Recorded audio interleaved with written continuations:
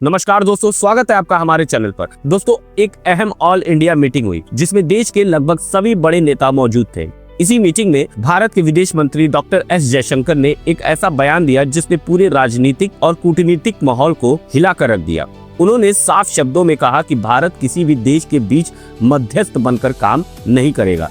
अब ये सिर्फ एक बयान नहीं था, ये भारत की बदलती हुई विदेश नीति का बहुत बड़ा संकेत था। दोस्तों, भारत ने क्या संदेश दिया ये समझिए। पहले देखिए, दुनिया में दो तरह की विदेश नीति देखने को मिलती है। पहला मॉडल ये है कि जहां कुछ देश खुद को मध्यस्थ या फिर ब्रिज बनाकर पेश करते हैं। असल में ये देश अपनी जियोपॉलिटिकल वैल्यू बढ़ाने के लिए दूसरों के झगड़ों में कूदते हैं। और दूसरा मॉडल ये है कि जहां देश अपने हितों को प्राथमिकता देता है और खुद को एक मजबूत स्वतंत्र शक्ति के रूप में स्थापित करता है। भारत ने अब साफ कर दिया है कि वो दूसरे मॉडल पर चलेगा। अब समझने वाली चीज ये है कि क्यों भारत मीडिएशन नहीं करना चाहता है। पहली बात, आज की दुनिया पावर पॉलिटिक्स पर चलती है। यहाँ रिस्पेक्ट उसी को मिलता है जिसके पास ताकत है, चाहे वो इकोनॉमिक हो, मिलिट्री हो या डिप्लोमेटिक इन्फ्लुएंस। अगर भारत हर जगह मीडिएटर बनने लगे तो वो खुद को एक सपोर्टिंग रोल में डाल देगा। लेकिन भारत अब मेन प्लेयर बनना चाहता है। दो तरह की नीति होती है, पुरानी नीति वर्सेस नई सोच। पहले भारत अक्सर खुद को शांति का दूत बताता था, हर कॉन्फ्लिक्ट में डायलॉग और मीडिएशन की बात करता था। लेकिन अब अप्रोच बदल रही है। अब भारत कह रहा है कि हम शांति के पक्ष में हैं, लेकिन हम किसी के लिए मीडिएटर का रोल नहीं निभाएंगे। ये फर्क छोटा नहीं है, ये माइंडसेट शिफ्ट है।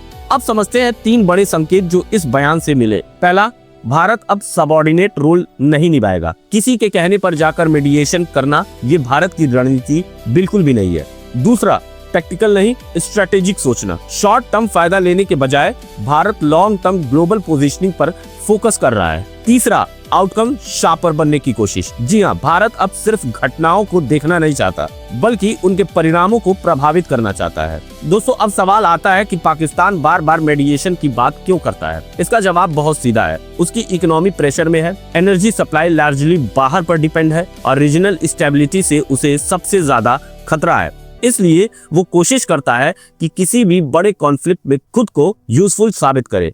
लेकिन प्रॉब्लम ये है कि शॉर्ट टर्म यूटिलिटी आपको लॉन्ग टर्म रिस्पेक्ट नहीं दिलाती। इतिहास गवाह है दोस्तों कि अमेरिका हमेशा देश को उनकी यूटिलिटी के हिसाब से देखता है। जब तक काम है तब तक साथ है, फिर किनारे। पाकिस्तान के साथ भी यही पैटर्न बार बार देखा गया है। भारत अब एक क्लियर मैसेज दे रहा है, हम किसी के लिए ब्रिज नहीं बनेंगे, हम अपनी ताकत के दम पर अपनी जगह बनाएंगे और हम ग्लोबल पावर बनने की दिशा में आगे बढ़ेंगे। तो दोस्तों, ये जो बयान आया है ये सिर्फ एक डिप्लोमेटिक रिस्पॉन्स नहीं है, ये भारत की विदेश नीति का नया अध्याय है। एक ऐसा भारत जो किसी का फॉलोअर नहीं बल्कि खुद को एक ग्लोबल डिसीजन मेकर बनाना चाहता है। और आने वाले समय में यही सोच तय करेगी कि दुनिया में भारत की असली ताकत कितनी है। अगर आपको ये डीप जियोपॉलिटिकल एनालिसिस पसंद आया हो तो वीडियो को लाइक जरूर करिएगा, चैनल को सब्सक्राइब कर लीजिएगा। मिलते हैं नेक्स्ट वीडियो में। जय हिंद।